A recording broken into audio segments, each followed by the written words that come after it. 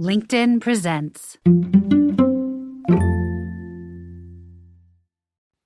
Welcome to the Human Capital Innovations Podcast. We're your source for personal, professional, and organizational growth and development, where we share original research, explore industry trends, and interview executives and thought leaders from across the globe. We hope you join us often for practitioner-oriented content around all things related to leadership, HR, talent management, organizational development, and change management. Maximize your personal and organizational potential with Human Capital Innovations Podcast.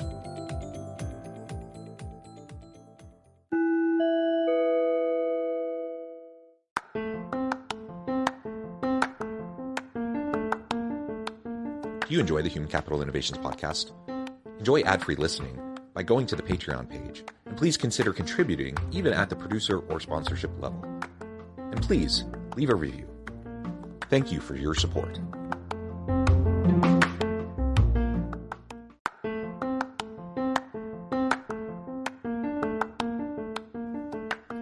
Welcome to the Human Capital Innovations Podcast. In this HCI Podcast episode, I talk with Teresa Mitrovic about the role psychological safety plays in employee retention.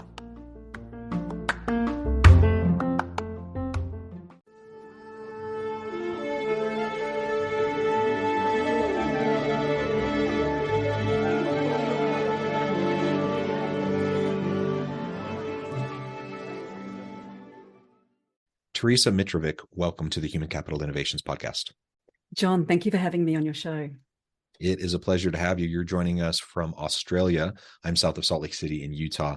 And today we're going to be talking about the role psychological safety plays in employee retention. This is a really fun topic, one that I think is super important, not only because of the employee well-being and the psychological safety components that lead to a whole variety of other strong issues within organizations, but everything around attracting and retaining great people is really what helps organizations to be successful. So we need to create an environment of mutual accountability and trust, and that can only happen as you have psychological safety in the workplace. So this is what we'll be exploring and unpacking together today. As we get started, I wanted to share Teresa's bio with everybody. Teresa Mitrovic is the founder of ORO Collective, as well as a consultant, coach, course creator, and author specializing in performance, psychological safety, and trust. In her past life as a corporate leader, when the increasing demands of senior leadership clashed with single parenthood, coaching as a leader was the solution. With workloads reset, team cohesion and alignment gained, performance improved, and profit tripled, she has lived and worked internationally, delivering keynotes and workshops to clients large and small, and authored the book, The Currency of Connection: How Trust Transforms Life, Relationships, and Work. And I could go on and on, but I'm going to pause there. And is there anything else, Teresa, you would like to share with the audience by way of your background or personal context before we just dive on into the conversation?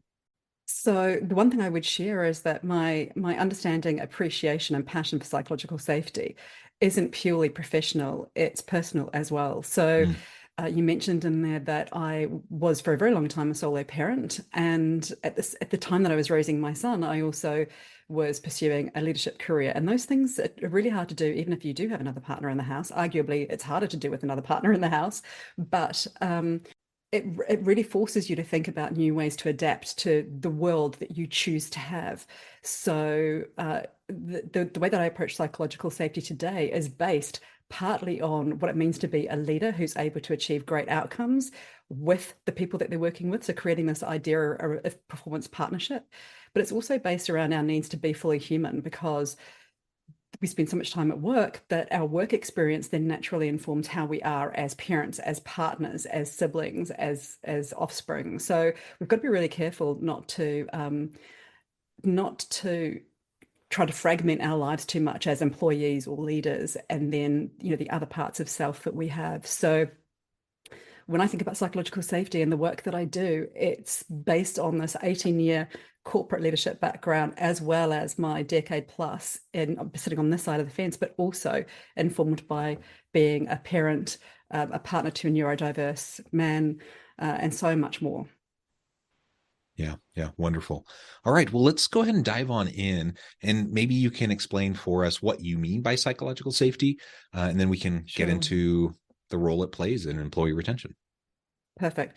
So psychological safety is often understood as a team dynamic that's really about how comfortable and relaxed people feel about their ability to speak up without fear of judgment or ridicule or fear of being wrong.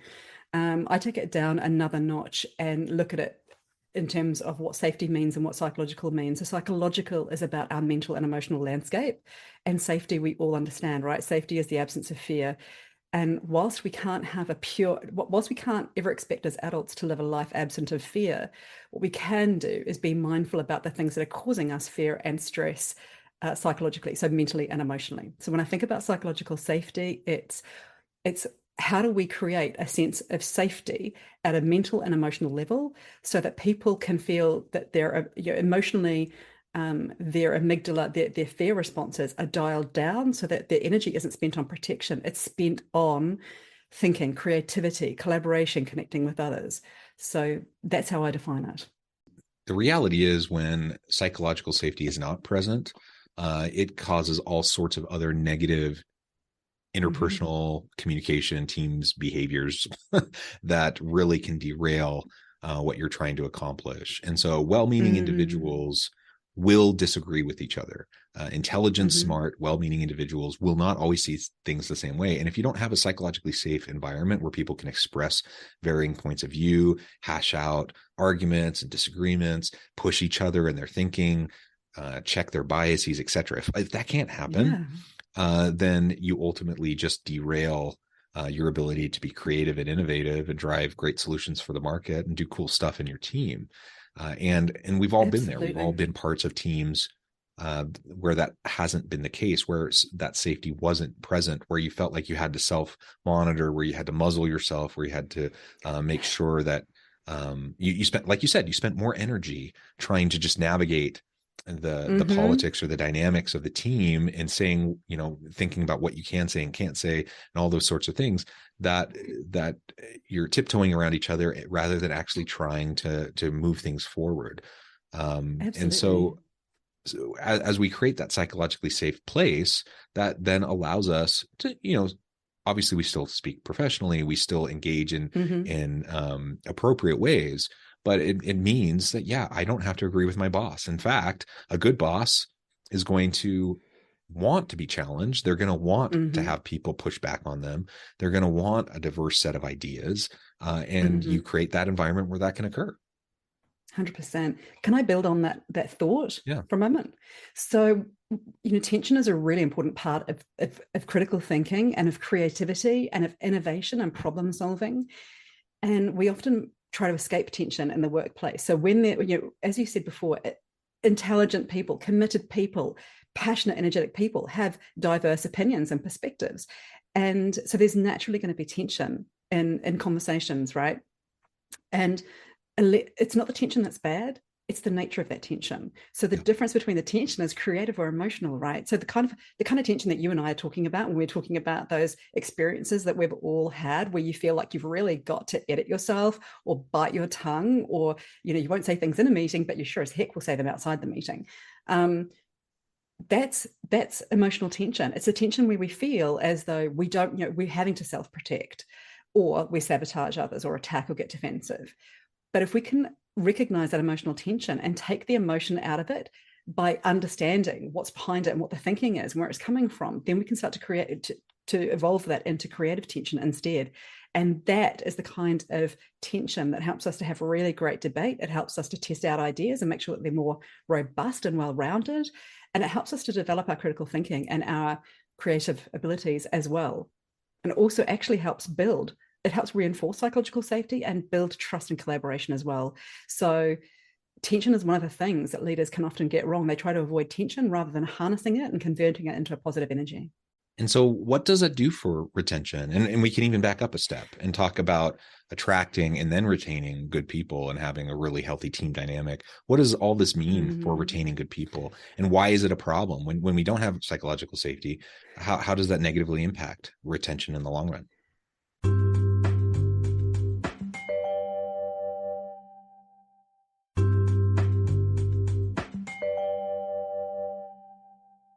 I'm going to start with your final question. So how does a lack of psychological safety impact an organization? We're all aware of that old phrase that people don't leave bad jobs, they leave bad managers. And that is a reaction, at a very deep level internally, that we're so misaligned. We cannot survive there any longer. We have to exit for our own sanity or our own sense of well-being. So employee retention and psychological safety naturally go hand in hand because we are human. If we do not feel psychologically safe, we are basically in a survival mode, and there is only so long that we can exist at that level, because it's so energy intensive and it's so punishing that it automatically leads to attrition. So what it means when you have the role that psychological safety plays in retention is it gives people a voice. So when we talk about psychological safety being about someone or a team dynamic being about being able to speak up safely and share ideas without fear of judgment, but in a way that actually creates more curiosity, what we're talking about is allowing everyone to have a voice and not making that voice wrong, just making it another voice that we will seek to understand. It also then, when someone starts speaking up, they are naturally more inclined to become more involved, become more intrinsically engaged, right? So they become more committed, because suddenly with a voice comes agency. You're actually able to do something different, because suddenly what you're saying matters. Whether or not it gets woven into a plan or a solution, you're still being heard. And all anyone really wants is to be seen, heard, and understood, right? So as long as we're listening and hearing what people are saying, then we can either integrate or kind of move on from what people have contributed. But having the ability to speak up gives people deep engagement and agency. And those two things then enable trust building, because it gives you dignity. So you've got the dignity and that helps you build your sense of self on a team, your sense of purpose on a team, helps you to define your role and the meaning that you contribute. So then you start to act from a place of collaboration. So we can only collaborate when we feel like we've got nothing to fear from other people. Right. Otherwise we're competing, right? So you cannot get to a place of genuine trust and genuine collaboration if you do not have psychological safety. What you will have instead is a very fragile sense of collaboration, which when it's put under pressure will break. And what you have is not genuine trust, but artificial trust. So again, when you need it most, it's going to crumble under pressure. So it's really, and what leaders tend to do is they tend to make some mistakes around those things. So there are some really simple errors that leaders make all the time naturally, because we tend to just kind of act from our thinking in the current moment. So if I can kind of run through some of the challenges that leaders face when they're trying to build psychological safety. One of them is we ask people to speak up and then we shut them down. And we do this all the time, right? We do this not just at work, but in conversations generally. We'll invite opinions. Someone will give us their opinion. We'll say, oh no, we did that last time, it didn't work. Or no, that's a little bit too, we don't have the budget for that. We don't have the time. We don't have the resources, manpower. A better response is to say, okay, tell me more, expand on that. Tell me what you're thinking. What would that look like? And you can even say, we've tried that before and it hasn't worked. Tell me what you're thinking about how the context has changed now. What do you see that I don't? So being curious, not judgmental, right? And that takes, let's be honest, that requires impulse control as a leader, which can be very, very difficult when we're under pressure and feeling really stressed, because we just will go to our natural responses. So one of the things leaders really need to do is take a deep breath and focus on being intentional about, actually, let's draw this out and see whether there's a solution in the thinking, not the idea they've come up with, but the thinking that got them there, because sometimes you can go deeper into it. Another mistake I see leaders making all the time is they're so time pressured and time poor and so focused on performance that they tend to think more operationally rather than strategically. So they'll be focused on the mechanisms of work, not how it's working and how their team are working. So and again, this is a stress and pressure based dynamic, but one of the things leaders can do is take some thinking time to step back from the business and say, okay, what is it that we do consistently over the course of a year? What can I do to simplify all of the things that we're doing regularly as a team? How do I create a structure that simplifies all of that and keeps us really closely aligned, really on point with whether we are making progress, whether we're succeeding or not, and how we course correct. So making sure that you've got this really clear roadmap for every year that gives you deep clarity, helps a team understand how to align around the shared goals, but also the role that they play individually within the team to achieve those goals, but also has regular touch points for one-to-ones with individuals, but also regular touch points to look at team feedback around how the team are performing, but also how they're achieving against the goals that they've set out for themselves and each other. So those are kind of a couple of things that I see leaders doing all the time. The final, the three mistakes I see leaders making all the time internationally is trying to hold people accountable without first creating a psychological contract that gives them permission to do so. And what I mean by that is when you hold someone accountable after the fact to a set of expectations that you never made clear in the first place, right?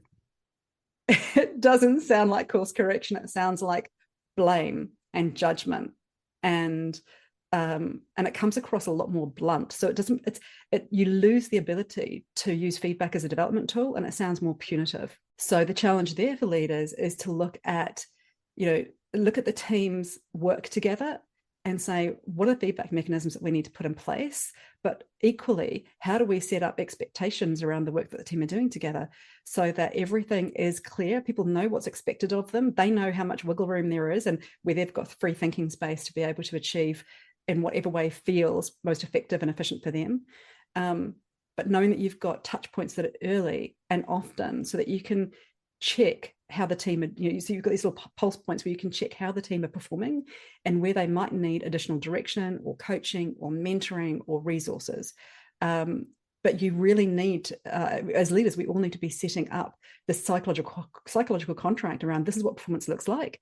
And here is my role in it, in terms of being alongside you to provide the direction, support, access, and coaching that you need. And here is your role in it. And then making it easy to catch up regularly to check on how everyone's doing. So many gems there. I've seen all of those problems that you just outlined.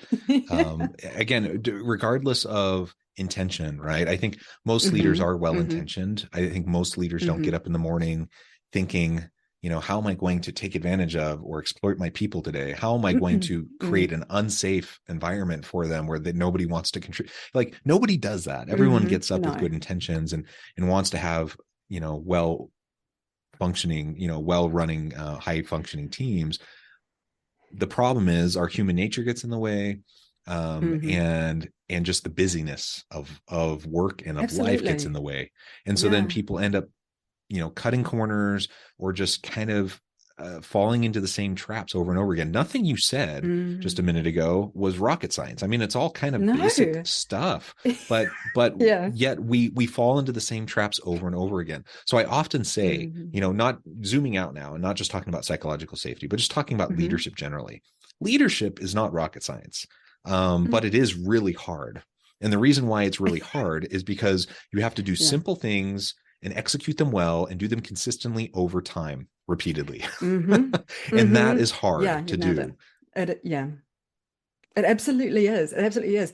There's this trust model that talks about the 4 different C's of trust, and consistency is one of them. So being able to consistently behave in a certain way and it's really hard when you've got so many things going on around you and so many demands on you as a leader, and particularly when you I was going to say, you're working with external stakeholders, often internal peers or stakeholder groups. You've also got the people that you're reporting up to or the board, and then you've got your team. So as a leader, it's almost like you're an island who has all of these different stakeholder groups that you have a different responsibility and commitment to. And so you're juggling all of that, whilst at the same time, as is true, I think, for all of us, having deep pressure put on you in terms of performance outcomes. So being able to be intentional and precise and consistent in your thoughts and your words and your actions can be incredibly difficult. And that's why I mention the idea of impulse control, because when you're stressed, instinct kicks in and you will respond from a place of habit. And over time, with enough intentionality and consistency and practice, you will get to a place where the instinct that kicks in is around curiosity, not judgment. It is around performance partnership, not command and control. But you need a good 3 to 6 months of practicing that to be able to really feel like you can hold it down in moments when you're under high pressure. But I agree with you. Most leaders, want to have a positive impact. They want a team that's happy, high functioning, engaged, committed, trustworthy. But no one's taught them how to do that. Most leaders have learned how to lead and manage by default based on what they have felt works and doesn't work in the past with the teams that they've led or the people who have led them.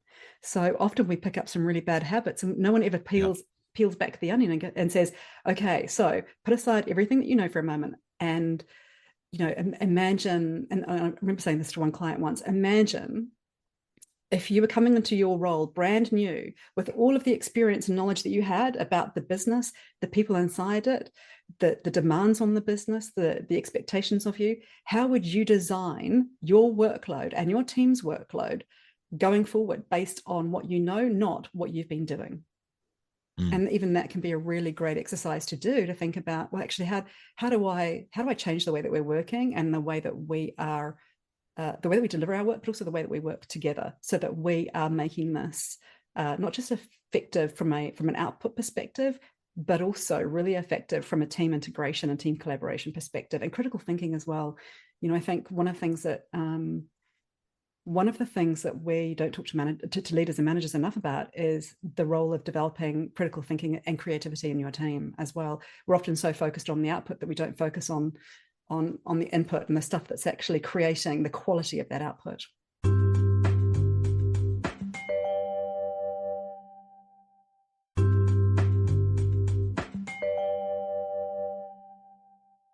And again, to reconnect back to how we started, people want to work, especially when it's a tight labor market and people have options. And, I even with all the tech layoffs and all that happening right now, really great people are still in high demand. And so people have options. And if I'm going to, go into free agency and then go and work and choose to work for an organization, I want to work for places where not only do I have a good boss that treats me well with dignity and respect, but where I have a dynamic team. I want to go places where I have opportunities for growth and improvement. And I want to go to a place where the values and purpose align with my values and purpose. And psychological safety becomes the foundation for all of that. And so if you don't have it, then you essentially erode the ability to really get great people. And you might trick people in the short term. You might be able to put on a facade and people come because they think you're a great place to work, but your reputation will precede you. And it doesn't take long for word to get out that you're actually a pretty crummy place to work. And then, and the good people will leave, and then you won't get good people to fill in the gaps. And so really, if you want a good pipeline of great talent, you have to start with psychological safety, that foundation of mutual accountability and trust. You have to make sure that these things are clearly communicated, where you know your people and have the opportunity to have those ongoing conversations and that dialogue. All of that will lead to greater levels of psychological safety and greater levels of retention, which ultimately, of course, drive a whole slew of other positive outcomes for organizations. And you ultimately bring more value to the market, and you're relevant as an organization, and you grow and you're able to do great things. And that's what everyone wants. Absolutely. And psychological safety, when you work it into not just your leadership behaviors and your team dynamics, when you work it into the systems in your business as well, that's when you start to really lock in the idea of psychological safety from an organizational perspective. Because if you just leave it at the leadership level, then you are reliant on your leaders and their impulse control, their intentionality, their ability to connect and build trust. So it's really important at an organizational level to think about it across multiple levels, not just at the leadership, at the team level or the leadership level, but also at the systemic level as well, and equally right down to the level of individual. Because when when an employee joins an organization, so even if an organization has a great reputation like Google had, and people know it to be a psychologically safe, very kind of engaged environment for employees, it really comes down to your relationship with the manager and the team that you're working with, what your experience looks like, because we each enter into a new job with this psychological contract in place, right?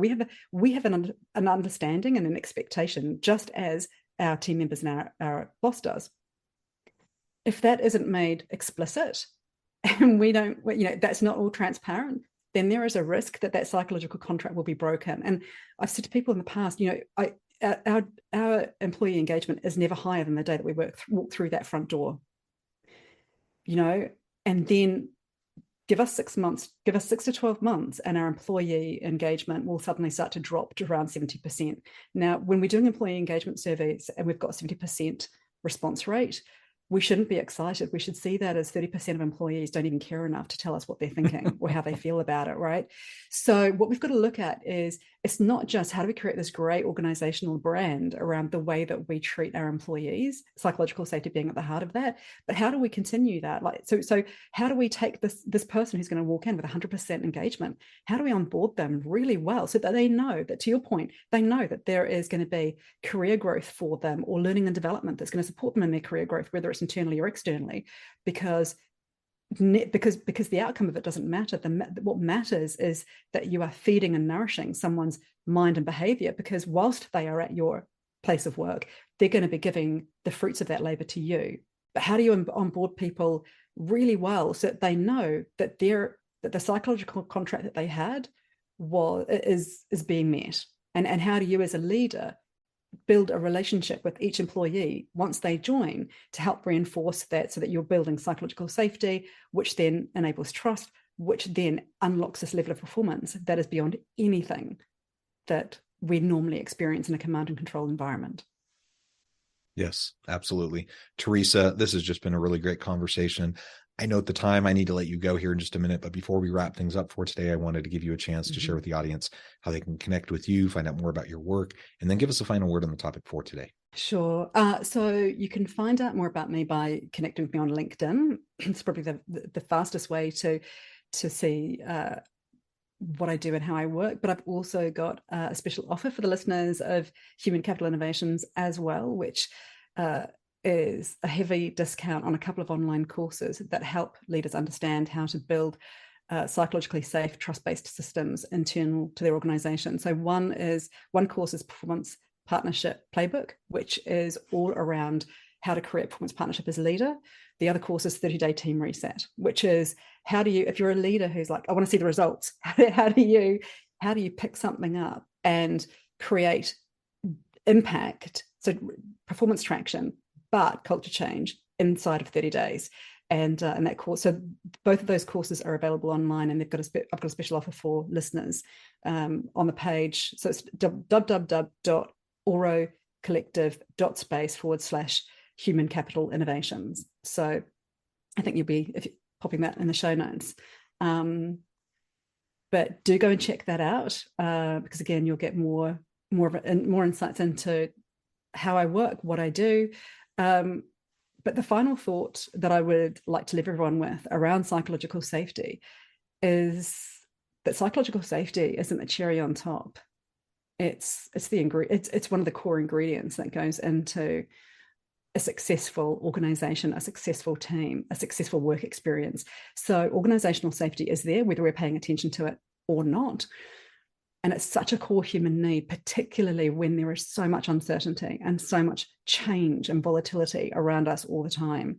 So the more we can create psychological safety in our workplaces as leaders, the more value we're creating, not just for our employees and our teams in the organization, but also for the lives that our employees have outside of the organization as well. So psychological safety is an essential, fundamental part of being human. It's not a theoretical cherry on top kind of an idea. It's absolutely fundamental, and it is game changing, and we need it. It affects all areas of our lives, and we need it now more than ever. Yeah, well said. Teresa, thank you so much. It's been a real pleasure. I encourage my audience to reach out, get connected, find out more about what Teresa can do for you. And as always, I hope everyone can stay healthy and safe, that you can find meaning and purpose at work each and every day. And I hope you all have a great week.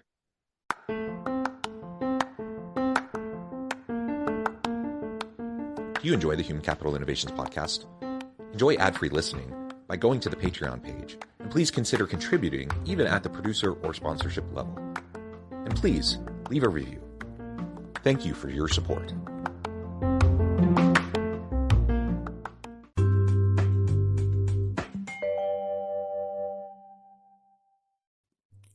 Thanks again for joining us for this episode of the Human Capital Innovations Podcast.